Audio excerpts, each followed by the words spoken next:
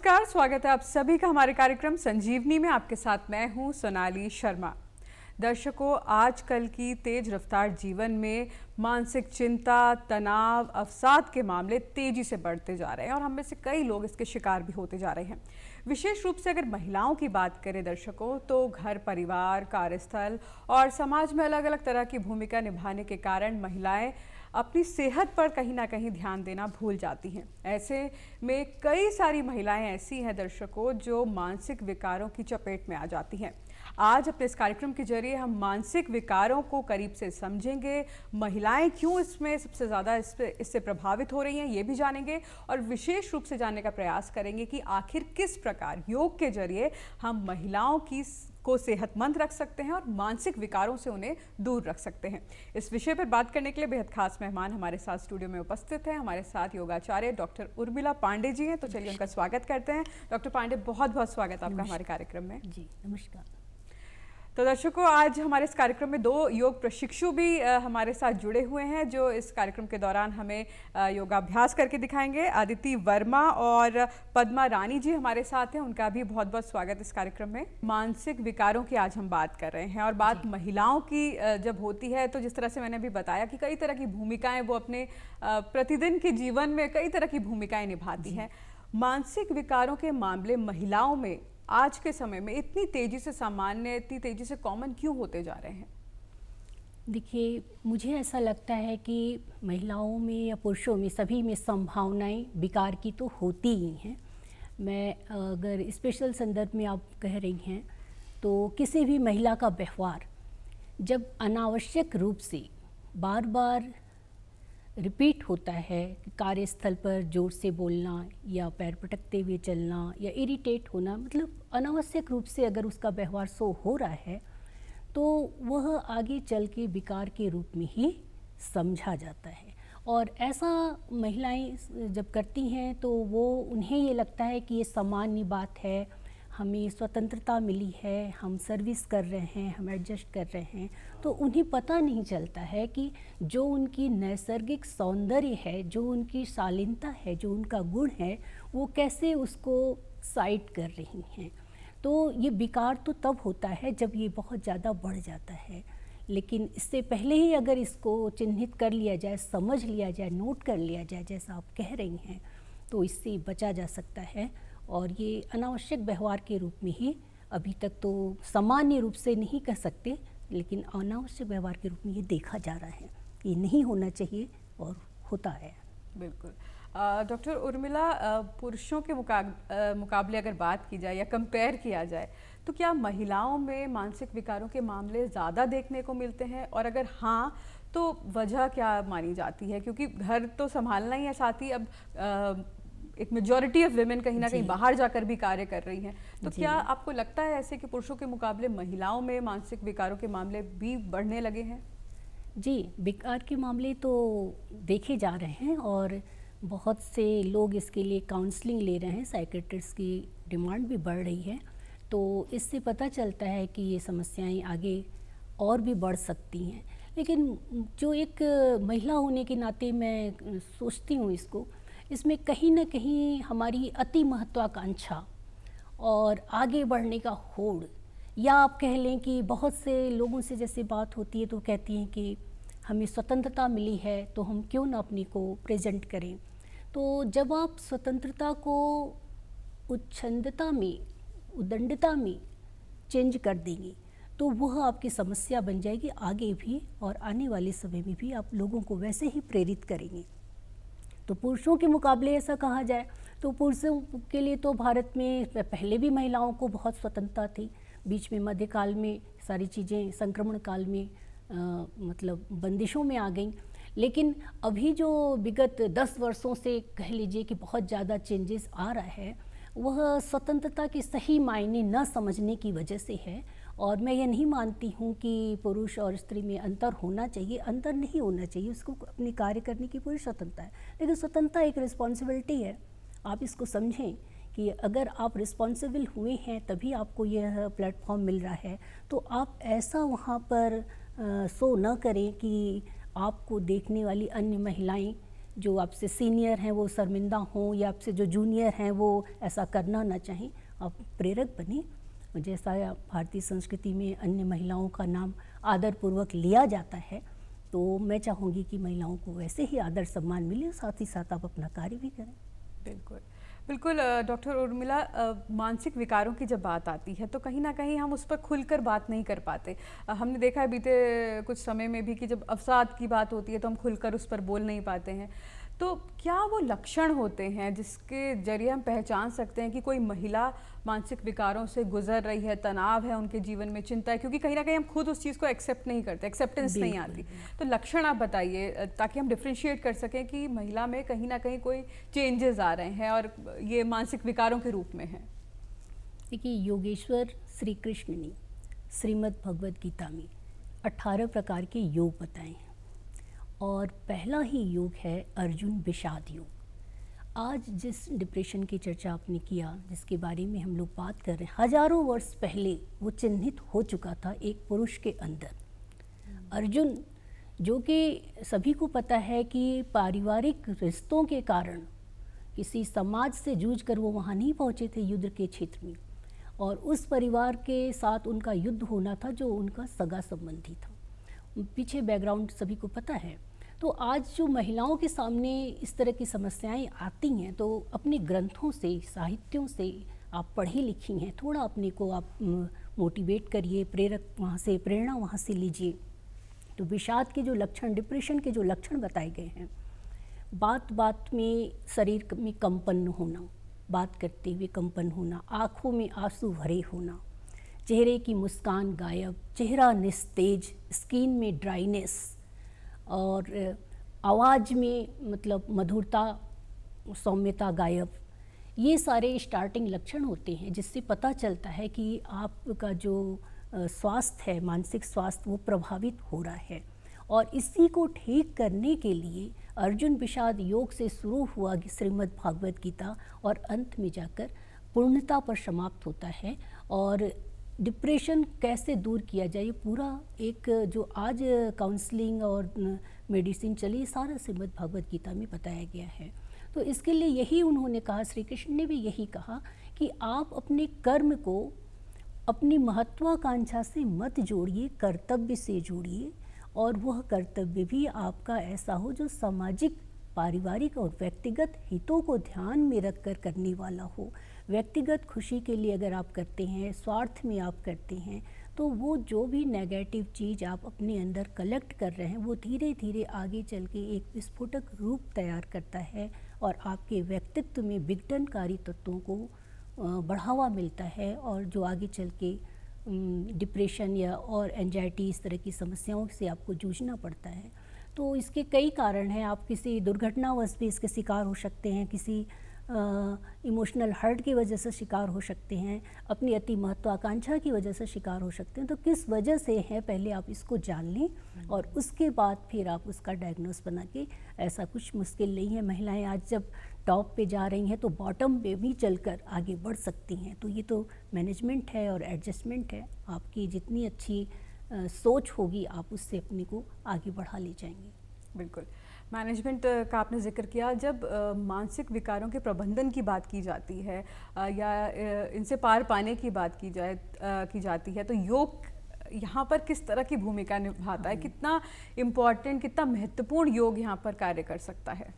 देखिए, पूरा मैंने अभी भी कहा कि पूरा योग ही है हमारा सनातन संस्कृति और परंपरा, जिसमें लाइफ स्टाइल को मैनेज करने के लिए यौगिक जीवन शैली, यौगिक चिंतन बताया गया। क्यों बताया गया? क्योंकि उन लोगों ने उसका लाभ देखा और आज सारा विश्व भी उसी लाभ को प्राप्त करने के लिए, उसी शारीरिक मानसिक स्वास्थ्य को प्राप्त करने के लिए लगा हुआ है। तो मैनेजमेंट की, जैसे आपने कहा और मैंने भी बोला, तो इसमें योग में ऐसी क्रियाएं हैं, जैसा कुछ आसन हैं, प्राणायाम है, मेडिटेशन है, जिसका प्रभाव आपके मानसिक शांतता पर पड़ता है, जो आपके गुड हार्मोन्स को बढ़ावा देते हैं और जो बैड हार्मोन्स जिसकी वजह से आपको ये प्रॉब्लम हो रही है उसको क्योर करते हैं। तो जब मैं चाहूँगी कि हमारे जो प्रशिक्षु हैं ये कुछ डायनामिक और रोटेशन के आसन आपको दिखाएंगे। पहले आप अपने स्थान पे खड़े हो जाएं और आप स्टिफनेस को कम करने वाले आसन आप रोप ले लीजिए और शोल्डर रोटेशन के आप आसन करेंगे। इसके द्वारा आपका शोल्डर जितना है उससे आप थोड़ा आगे करके आप अपने हाथ को आगे बढ़ाएं और रोटेट करें बाएं से दाएं और दाएं से बाएं। इससे क्या होगा कि आपके कंधों का जब भी आप डिप्रेसिव होते हैं या नेगेटिव में होते हैं तो सबसे ज़्यादा इसका प्रभाव आपके जॉइंट पे पड़ता है और जॉइंट में स्टिफनेस आ जाती है। फास्ट करें आप लोग, फास्ट करें, इसको फास्ट रोटेट करें बाएं से दाएं, दाएं से बाएं। रोप को और अच्छे से पकड़ लें लपेट के पद्मा। नेक्स्ट हम करेंगे इसके बाद बाएं से दाएं करने के बाद नेक्स्ट हम करेंगे कटी चक्रासन।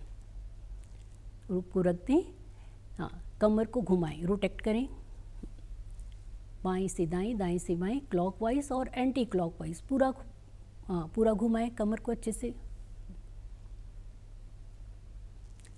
इसके बाद नेक्स्ट स्पाइनल ट्विस्टिंग। अपने स्थान पे खड़े हो जाएं और स्पाइनल को ट्विस्ट करें, क्योंकि जो जड़ता आती है वो स्पाइनल से ही शुरू होती है, स्टिफनेस आपकी स्पाइनल से ही शुरू होती है। फास्ट लें, फटाफट लें, फास्ट, हाँ। जब आप रोटेशन के आसन कर रहे हैं तो आपकी ब्रीदिंग इसमें नॉर्मल है मैडम, इसमें आप एक्सेल इनहेल का रेशियो अभी नहीं रख रहे हैं, तो आप इसको फास्ट करते चलेंगे। नेक्स्ट आप नी को रखें, सिटिंग पोज में नी पर बेंडिंग दें और फिर स्टैंड करें, हाँ, नी बेंडिंग करें, खड़े हो अपने स्थान पे, हाँ, नी बेंडिंग करें, फिर खड़े हो, 1 2 1 2 काउंट करके करिए, हाँ, फास्ट लीजिए, फास्ट। इससे क्या होता है कि आपके जो घुटने में जो स्टिफनेस हुई वो धीरे धीरे कम होती है। ये तो सिंपल आसन है, कोई भी योगाभ्यास आप कर रहे हैं तो इस तरीके का स्टिफनेस को कम करने वाला रोटेशन पहले आप कर लेंगे, जिससे आपकी बॉडी की स्टिफनेस चेक हो जाए, जॉइंट की स्टिफनेस चेक हो जाए। उसके बाद फिर नेक्स्ट आसन आप कर सकते हैं। बिल्कुल, तो कहीं ना कहीं तनाव जो है हमारे रेस्ट हो जाए, रेस्ट पे आप लोग बैठ जाए जी, जो अलग अलग हिस्सों में जो तनाव होता है उसको कहीं ना कहीं इससे रिलीज होने में मदद मिलती है। बिल्कुल बिल्कुल, क्योंकि फिर तनाव का जो हार्मोन्स है कार्टिसोल कहा गया है और उसके बढ़ने से तनाव का लेवल बढ़ता है। जब भी हम यौगिक एक्सरसाइज या यौगिक क्रिया, प्राणायाम, ध्यान, आसन करते हैं तो उसका इफ़ेक्ट हमारे हार्मोन्स पर पड़ता है, सेरोटोनिन पर। तो सेरोटोनिन बढ़ने से हमारा जो तनाव है उसका लेवल धीरे धीरे कम होता है। तो ये इसका असर फिर आपकी मेंटल पीस पे पड़ता है। जब आपकी मानसिक शांतता बनी रहेगी तो फिजिकल फिटनेस आपका दिखेगा ही।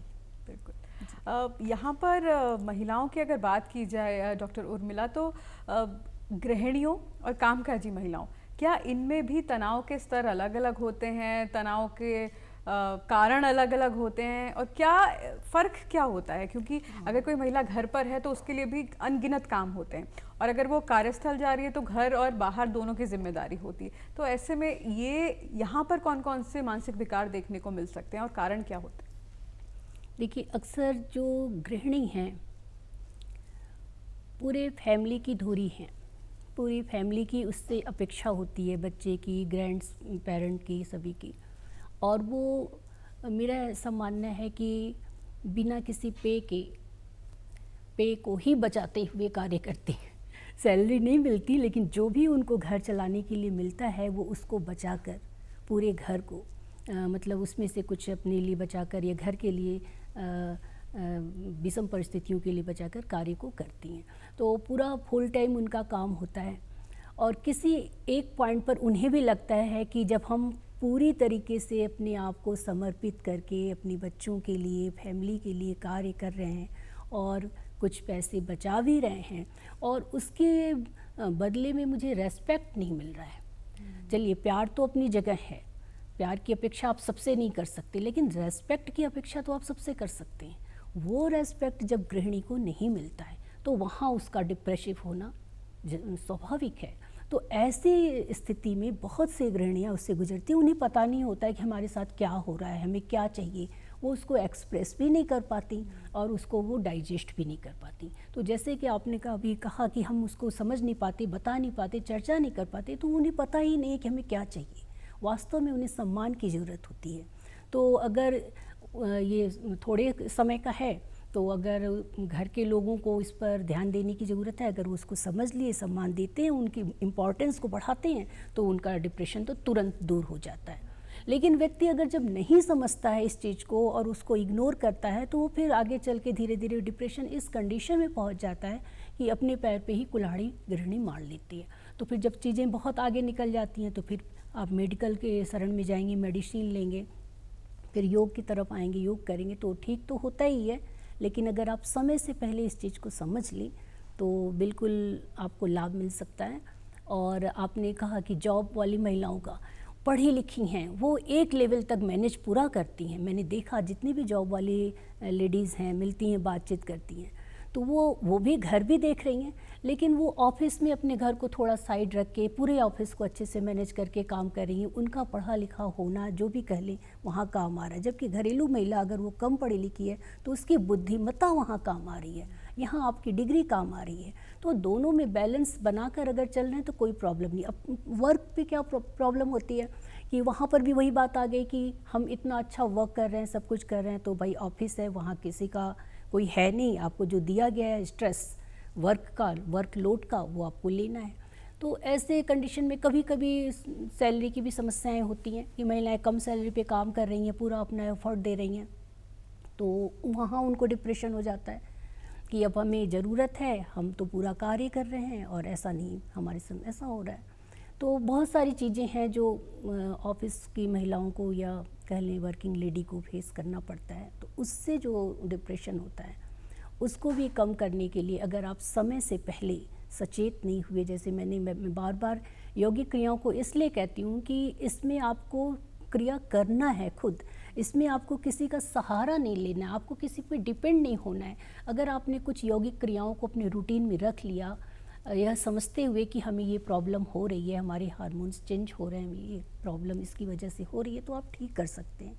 लेकिन ज़्यादातर महिलाएं उसको भी इग्नोर कर देती हैं अपने कार्य को देखते हुए, तो वो भी डिप्रेशन आगे बढ़ जाता है, फिर वो उनके व्यवहार में परिलक्षित होने लगता है। फिर जब प्रॉब्लम बढ़ जाती है तो फिर तो रोग ही है, तो फिर उस रोग को दूर करना ज़रूरी है। बिल्कुल, बहुत अच्छी बात आपने यहाँ पे कही।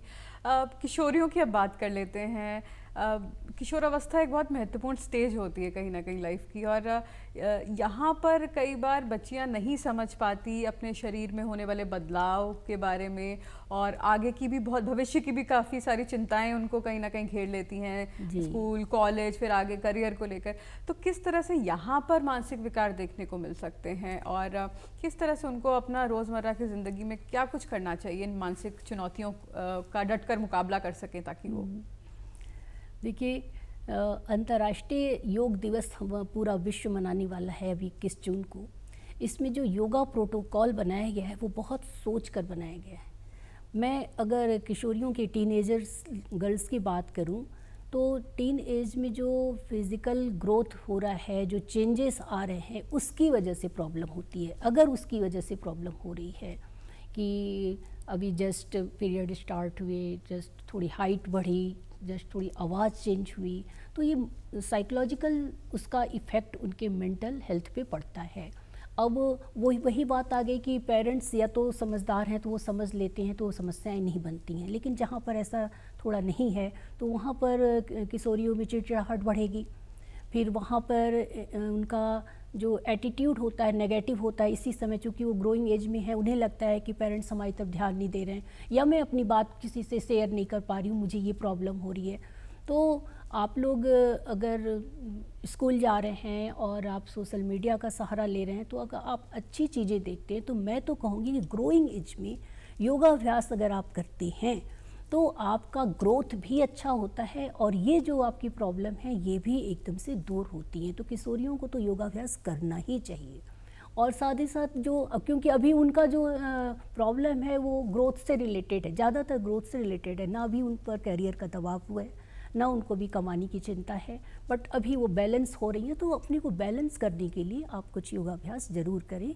और जैसे गर्ल्स की बात आपने कहा, मान लीजिए ग्रेजुएशन में हैं, पीजी में हैं, उन पर करियर का प्रेशर है, दूर जाकर पढ़ रहे हैं, रूम लेकर अलग से रह रहे हैं या पीजी में रह रहे हैं, तो ऐसे समय में भी कई ऐसी समस्याएं आ जाती हैं कि कुछ बच्चे सोचते हैं कि किसी से शेयर करेंगे तो प्रॉब्लम, पेरेंट को बताएंगे तो पेरेंट्स दुखी होंगे। तो ऐसा नहीं करना चाहिए। पहली बात तो शेयर करनी चाहिए, चाहे आप अपने किसी रिश्तेदार जिसको आप सीनियर समझते हो, जैसे आपकी बड़ी बहन है, बड़ा भाई है, आप उससे कहें।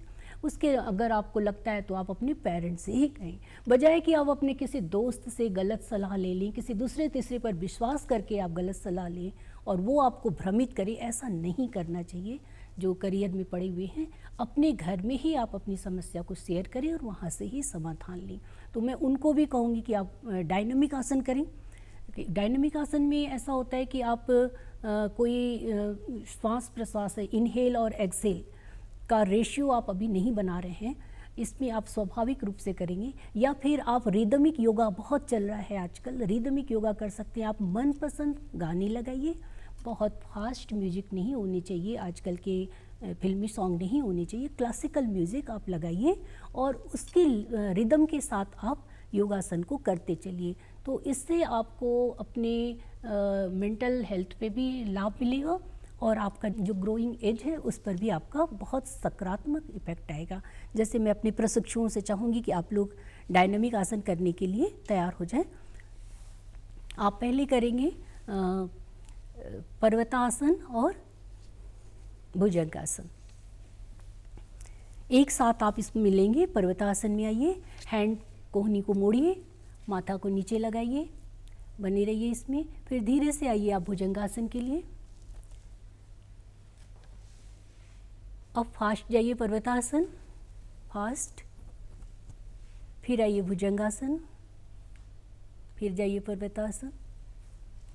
आप इसको 10 राउंड करें। आप देखिए पूरा बॉडी स्ट्रेच हो रहा है। आप लोग करते रहें, पूरा बॉडी स्ट्रेच हो रहा है, पूरे जॉइंट्स खुल रहे हैं और इसका इफेक्ट आपके चेस्ट से लेके आपके थाई, लेग सभी पे पड़ रहा है। नेक्स्ट आसन हम करेंगे व्याघ्रासन। यह भी बहुत अच्छा आसन है। घुटने को क्रॉस, हाँ, दोनों हैंड के बीच से निकालें और नोज के पास लाएं, करीब, बिल्कुल फास्ट करें। वापस नेक्स्ट दूसरे लेग से भी करें। लेग को अच्छे से खोलें। आपकी अपनी सेल्फ काउंटिंग चलती रहेगी, आपका ब्रीथ नॉर्मल रहेगा और इसे भी आप 10 राउंड कर सकते हैं। आपकी ग्रोथ के लिए, आपके मेंटल पीस के लिए इसका बहुत अच्छा इफेक्ट आपके हार्मोन्स पे भी पड़ता है, क्योंकि आपके जो ऑर्गन्स हैं, सबसे ज़्यादा जो डाइजेस्टिव ऑर्गन्स हैं वो प्रभावित होते हैं। अगर आप नेगेटिव होते हैं तो आप देख रहे हैं इसमें पूरा असर आ रहा है। इसके साथ अब आप नेक्स्ट करेंगे उत्थित पादासन और उसके लिए आप पीठ की तरफ से लेट जाएं, बैकलेन, और उत्थित पादासन 30 डिग्री आप पैर को उठाइए और उसको रोटेट करने की कोशिश करिए। और उठाइए पैर थोड़ा, हाँ बस, उसको रोटेट करें, बाएं से दाएं, दाएं से बाएं। आप जितना बढ़िया राउंड बना सकते हैं आप राउंड बनाइए। आप देखिए थाई, स्टमक के जो मसल्स हैं इसमें खींच रहे हैं और उस पर इसका इफेक्ट आ रहा है। रेस्ट करें।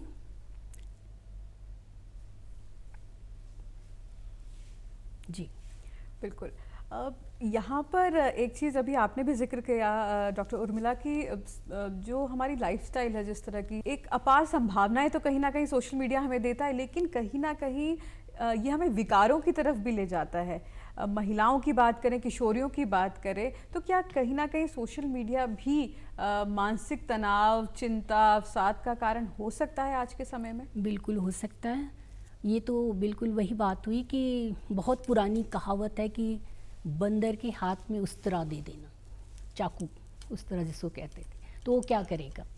अगर आपके हाथ में स्मार्टफोन है, मैकबुक है, आप उसका दुरुपयोग करेंगे तो रिजल्ट भी दुरुपयोग में आएगा। अब आप क्यों बहक रहे हैं? जब आप स्वतंत्र हो रही हैं, बराबर का अधिकार आप ले रही हैं हर जगह। मैं मैच्योर लोगों की बात कर रही हूँ, बच्चों की तो बात आप रहने दें अभी। तो जब आप हर जगह बराबर का अधिकार लेके चल रही हैं तो आप क्यों बहकती हैं? आप ऐसा क्यों कर रही हैं कि अपनी व्यक्तिगत खुशी के लिए किसी का आप जान ले लें? आप ऐसा क्यों सोचती हैं कि व्यक्तिगत खुशी के लिए हम परिवार छोड़ दें, व्यक्तिगत खुशी के लिए हम बिल्कुल अलग जाके किसी टापू पे रहेंगे? खुशी तो अंदर से आएगी ना। जब आपके अंदर नेगेटिविटी इतनी ज़्यादा है कि आप नेगेटिव कार्य कर सकते हैं, तो आप पॉजिटिव भी तो कर सकते हैं ना। तो आप विकारग्रस्त हैं, आप स्वस्थ नहीं हैं। जो महिलाएं ऐसा सोचती हैं कि हम अच्छा, अगर कोई प्रॉब्लम आ गई, एकदम 100% नहीं, एक्सेप्शन भी है, अगर कोई प्रॉब्लम आ गई, कोई महिला किसी तरह की प्रॉब्लम से जूझ कर आगे आ रही है, वो एवरेस्ट पे चढ़ रही है, तो एवरेस्ट पे चढ़ना कोई मामूली बात नहीं है। कोई मेंटल प्रॉब्लम से रिलेटेड व्यक्ति वहाँ नहीं जाएगा। लेकिन अगर केवल महत्वाकांक्षाएं ही हैं एवरेस्ट पे चढ़ने की और प्रयास राई भर भी नहीं है, तो आप अपने अंदर नेगेटिविटी कलेक्ट करिए। तो सोशल मीडिया को जैसे हम जिम्मेदार कह रहे हैं, तो भाई वो उपयोगी भी तो है। सोशल मीडिया से आज लोग कितने पैसे भी कमा रहे हैं और अच्छे अच्छे कार्यों से कमा रहे हैं। आप तरह तरह के जो चुटकुले हैं बना रहे हैं, ये आपका इंटरेस्ट है, मैं उस पर कमेंट नहीं कर रही हूँ, वो आपका इंटरेस्ट है, आप कैसे क्या कर रहे हैं। लेकिन जो आप जिम्मेदार बना रहे हैं, तो आपके पास अगर नॉलेज नहीं है किसी चीज़ के उपयोग करने का, तभी तो है। अदरवाइज़ आज के समय में दुनिया मुट्ठी में सोशल मीडिया से ही तो आई। नहीं तो पहले न्यूज़पेपर चलता था, तो न्यूज़पेपर से न्यूज़ इधर उधर जाती थी, फिर टीवी आया, फिर सोशल मीडिया आया। तो आप उसका उपयोग करें और अपने कुंठा जैसे कहते हैं, अपनी इन्फियोरिटी से निकलें, इनसिक्योरिटी से आप निकलें, महिलाएं उससे निकलें। और उन्हें जहाँ ये लगता है कि हम गलत हैं, वहाँ उन्हें आर्गुमेंट नहीं करना चाहिए। वहाँ गलत को जस्टिफाइड करने के लिए 100 गलती और करनी पड़ती है। अगर आपने स्वतंत्रता अपने कंधे पे ली है, तो आप पहले रिस्पॉन्सिबल होइए। उदंडता स्वतंत्रता नहीं कही जाती है। तो ये वजह है विकार का, जो आज महिलाओं में विकारग्रस्तता आ रही है, उसके कारण ये है कि आप मिसयूज़ हो रहे हैं और मिसयूज़ कर रहे हैं। तो ऐसा नहीं होना चाहिए। बिल्कुल। यहाँ पर हार्मोनल चेंजेस की भी बात कर लेते हैं, क्योंकि महिलाओं के पूरे जीवन में कई ऐसे मुकाम आते हैं जहाँ पर उनको हार्मोनल चेंजेस से गुजरना पड़ता है।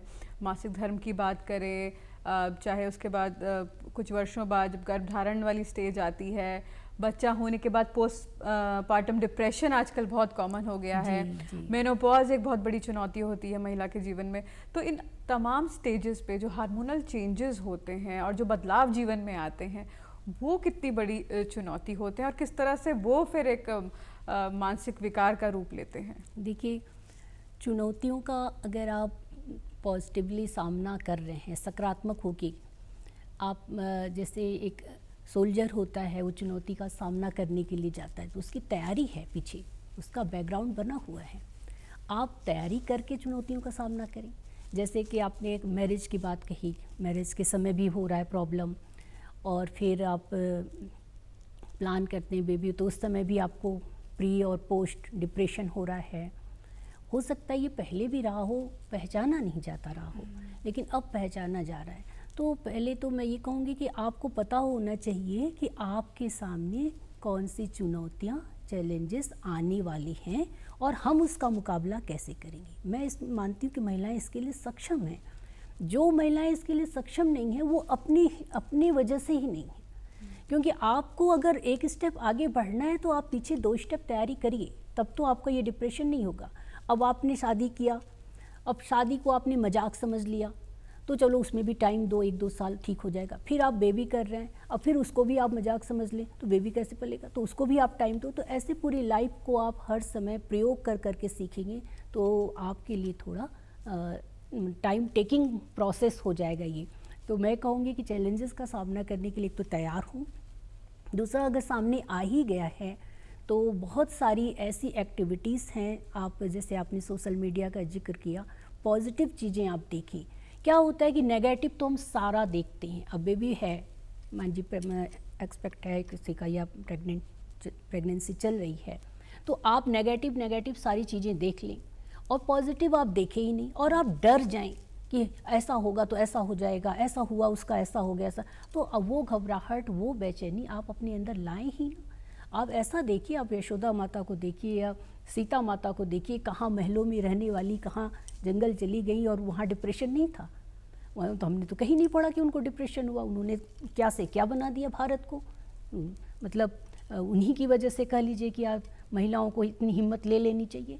तो जहाँ आप कमज़ोर पड़ते हैं ना, तो आप वहाँ हमेशा, ये चाहे महिला हो चाहे पुरुष, स्वभाव है कि आदमी जहाँ कमज़ोर पड़ता है वहाँ अपना बचाव करने लगता है, या उसको छिपाने लगता है, तो बजाय इसके कि आप उसको सामना करिए और उसके लिए यौगिक क्रियाओं का सहारा लीजिए। यौगिक क्रियाएं मैंने इसीलिए कह दिया कि भाई आपका इसमें कुछ लगता नहीं है इसको करने पे। देखिए कोई भी महिला जब नेगेटिव होती है या पुरुष कोई नेगेटिव होता है, हम लोग एक कॉमन सा चीज़ जानते हैं, ऑरा। आपसे बात हो रही है, किसी से बात हो रही है, सबका एक अपना ऑरा होता है। वो ऑरा आपके नेगेटिव चीज़ों को कैरी करता है और एक सीमा तक वो आपके अंदर प्रवेश करने से रोकता है। तो जब उसका लेवल बढ़ जाता है तब नेगेटिव चीज़ें आपके अंदर चली जाती हैं और तब वो आपके मेंटल पीस को मतलब अस्वस्थ करती हैं, मेंटल पीस को प्रभावित करती हैं।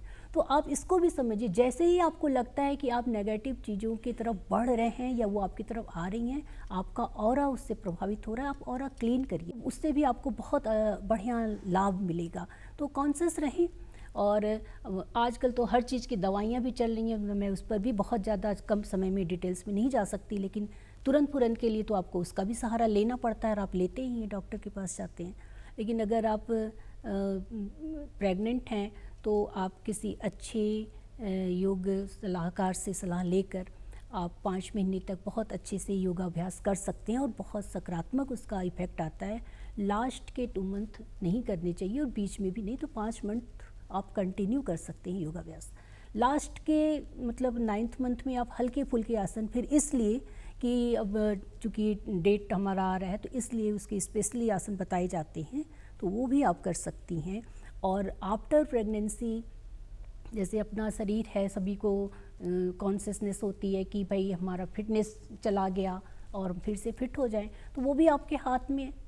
बजाय इसके कि आप चिड़चिड़ाएं, गुस्सा हो कि हमने ऐसा किया, ऐसा हो गया, बस नहीं, कोई बात नहीं। आपको, आप इतना बड़ा रोल अदा कर रही हैं तो उसके लिए आप खुद की पीठ थपथपाएं और आप ऐसे यौगिक क्रियाएं हैं कि जिससे आप फिट हो सकते हैं। जैसे मैं कुछ दिखाना चाहूँगी। बिल्कुल। कि आप गोरक्ष आसन करिए, ये आफ्टर प्रेगनेंसी आपके हिप को, आपके पेल्विक रीजन को बहुत अच्छा सपोर्ट करता है। दोनों पैरों को मोड़ें, पंजों के बीच में थोड़ा सा गैप रखें और गोरक्ष आसन है ये, और ये बैलेंसिंग आसन है।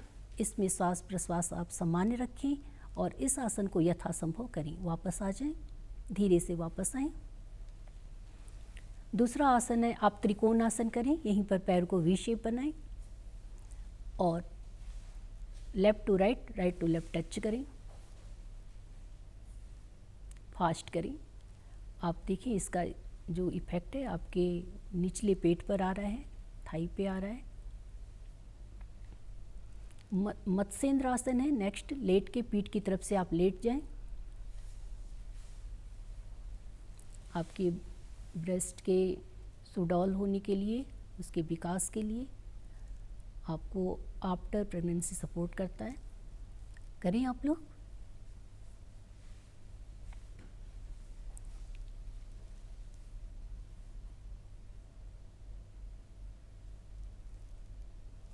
और इसी के साथ शशांक माजरी आसन है। माजरी आसन करें, उसके बाद शशांक करेंगे। आप जब भी आसन कर रहे हैं तो जितने भी आपके फॉरवर्ड बेंडिंग के पोज होंगे उसमें आप श्वास को छोड़ देंगे, और जितने भी आपके बैक होंगे, जैसे आप ले रहे हैं बैक बेंडिंग ले रहे हैं, उसमें आप श्वास को खींच लेंगे। श्वास छोड़ते हुए नीचे जाएं और श्वास भरते हुए ऊपर आएं। 3 बार इसको आप लोग करें। 10 बार अगर आप इसको किए, 10 बार जो आप लास्ट 2 बताए इसको किए, 30 मिनट अगर आपने किया, आधे घंटे इसी को 10-10 मिनट करके 10-10 बार, तो बहुत अच्छा इफ़ेक्ट इसका भी आता है और आपका जो डिप्रेशन का इफ़ेक्ट है वो भी जाएगा और बॉडी भी आपकी शेप में आएगी। आप इसको कंटिन्यू कर सकते हैं। आफ्टर प्रेगनेंसी भी काम करता है ये आसन, मेनोपॉज के समय में भी काम करता है और पीरियड से रिलेटेड जो प्रॉब्लम है उसमें भी काम करता है। बहुत ही स्पेसिफिक आसन है ये। आप लोग अपने स्थान पे बैठ जाएं। हाँ, अब ये शशांक आसन, हाँ खींच लीजिए इसको, बॉडी को खींचिए। एक बार भुजंगासन में आइए, पेट को दबाइए, निचला पेट, वापस शशांक में जाइए। थोड़ा फास्ट करेंगे इसको अब। Very good. रेस्ट करें, मकरासन में रेस्ट करें।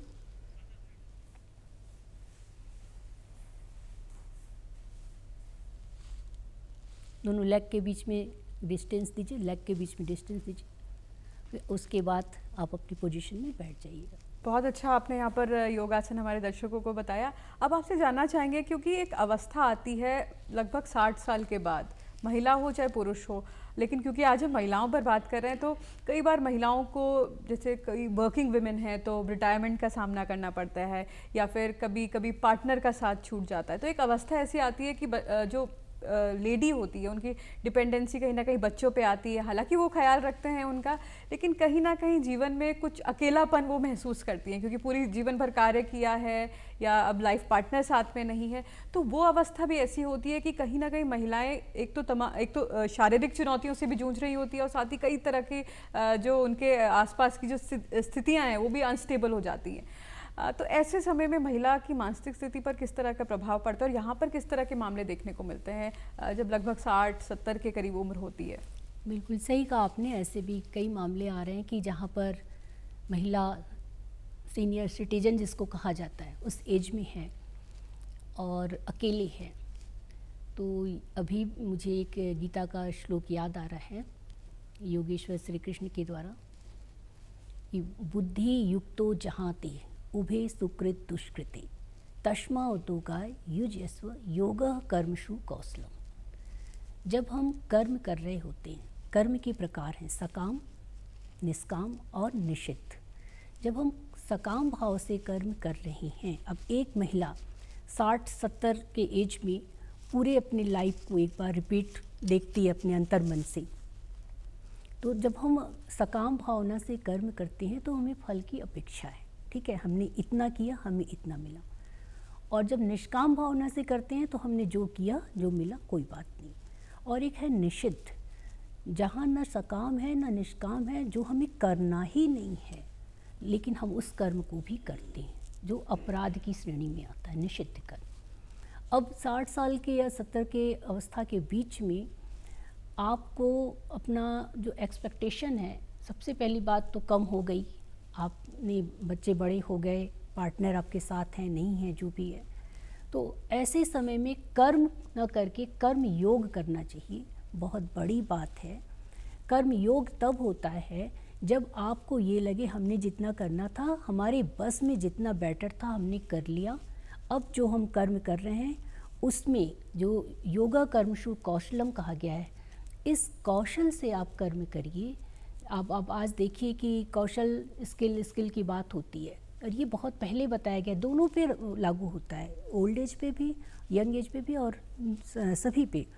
तो आप इस कौशल से कर्म कीजिए कि न हमें बहुत प्राप्त करना है, न पुण्य की लालसा है, न पाप का बोझ है।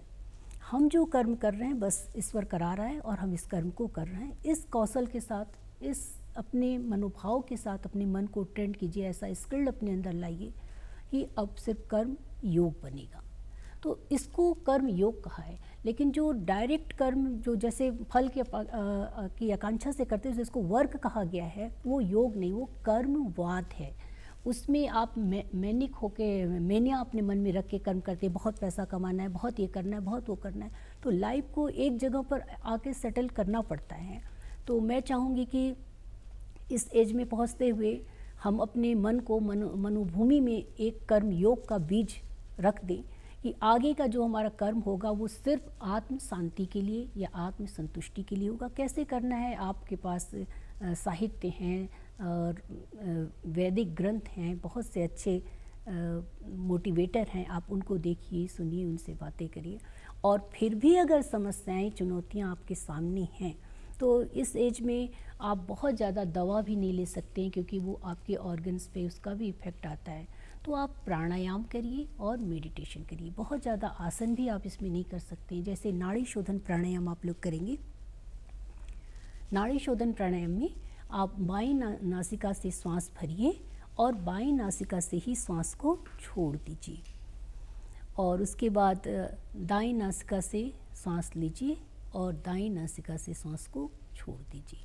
कंटिन्यू आप इसको जब करते हैं, बाएं से सांस लेना, बाएं से छोड़ना, दाएं से सांस लेना, दाएं से छोड़ना, होल्ड नहीं करना है, तो ये कहा जाता है नाड़ी शोधन प्राणायाम।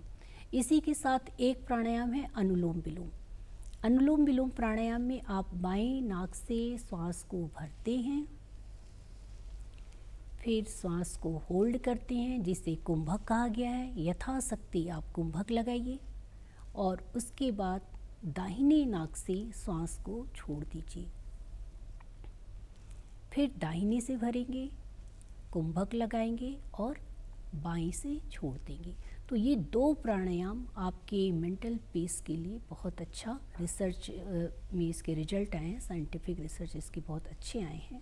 और इसके साथ ही साथ मेडिटेशन में आप किसी भी ध्यानात्मक आसन में, ज्ञान मुद्रा में बैठ जाएं और अंतर्मन में आप अगर बात होती है तो आप अपने थॉट्स को चेक करते हैं। अंतर्मन का तात्पर्य यही है। अब जब जो हमारा जो इनविजिबल बॉडी है उसका आधार है हमारे चक्रास, जो हमारे हार्मोन्स फिजिकल बॉडी से रिलेटेड हैं। तो अंतर्मन का जब आप ध्यान करते हैं तो आप एक एक करके अपने आज्ञा चक्र से लेके आज्ञा चक्र, विशुद्धि चक्र, अनाहत, फिर नाभि, स्वादिष्ठान, मूलाधार को देखते चलें। ये एनर्जी के केंद्र हैं और यहाँ से आपको ध्यान से एक पॉजिटिव एनर्जी मिलती है। 2 से 3 मिनट आप स्टार्ट करें, उसके बाद आप इसको बढ़ाएं। तो प्राणायाम और मेडिटेशन करें और इसका लाभ लें। मैं तो यही चाहूँगी कि इस एज में आके अपने आप को फिर से एक बार प्रिपेयर करना होता है कि फिर से किस दुनिया में हम चल रहे हैं, तो अपने लिए रखें और अपने आप से जुड़ें, स्व से जुड़ें। बिल्कुल। तो डॉक्टर उर्मिला, आप हमारे कार्यक्रम में आई और आपने इस विषय पर इतनी महत्वपूर्ण जानकारी आज हमारे दर्शकों के साथ साझा की। आपका कार्यक्रम में आने के लिए बहुत बहुत शुक्रिया। Thank you madam, thank you. और हम अपने दोनों योग प्रशिक्षुओं का भी धन्यवाद करेंगे जिन्होंने इस पूरे कार्यक्रम के अंतर्गत हमें अलग अलग योगाभ्यास करके दिखाए। आप दोनों का भी बहुत बहुत शुक्रिया। तो दर्शकों, उम्मीद करते हैं संजीवनी का आज का भाग आप सभी को पसंद आया होगा। फिलहाल के लिए इजाज़त दीजिए। नमस्कार।